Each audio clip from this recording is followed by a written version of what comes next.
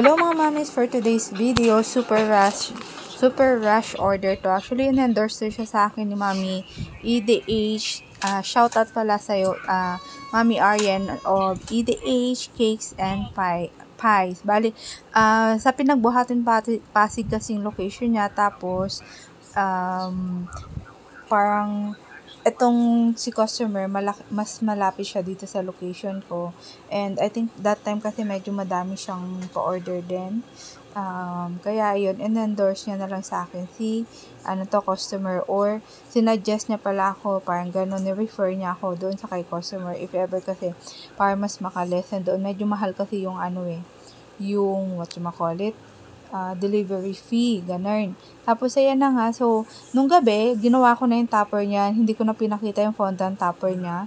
Tapos, etong mga to, morning ko siya, nag-bake pa pala ako ng gabi. Nag-confirm sa akin si customer 10 p.m. So, imagine nyo, habang nagbe-bake ako, nag-prepare na kagad ako noon.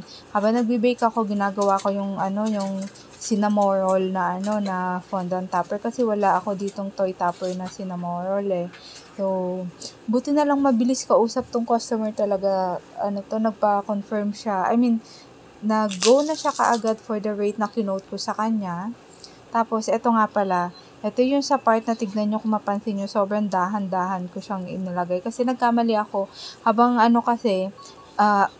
inuna ko munang gawin tong maliit na to. Tapos nawala sa isip ko, kailangan ko nga pala tong lagyan ng tukod, kasi ibabiyahe ko pa siya. Buti kung personal pick up, okay lang. At least mas bigyan ko na instruction si customer paano i-handle. So, ito kasi papasidan lang siya. Kaya kailangan ko talagang lagyan ng additional suporta. Iuna kong ginawa yung maliit na part na yan. So, ayun na nga. Nasaan na ba ako? So, habang nagbe-bake ako ng cake, ginagawa ko yung topper. So, natapos ako dyan sa kay cinnamon roll na yan na topper ng alas 3 pasado. Basta 3 a.m. pas na. Tapos, 5 a.m. or 6, nag-start na akong mag-asikaso para sa mga gagawin yan, kasi yung box, ayusin ko pa siya.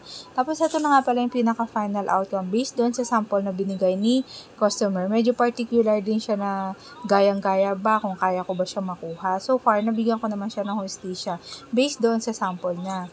And then, nung sinend ko na to kay customer, medyo gusto niya kasi yung yung taas pala, kasi parang naging plain lang sa paningin niya. Gusto niyang dagdagan ko pa ng topper kung may macaron sana ako. Kaya lang, wala na kasing time na mag-prepare pa ako ng fondant na macaron if ever mag-order ako.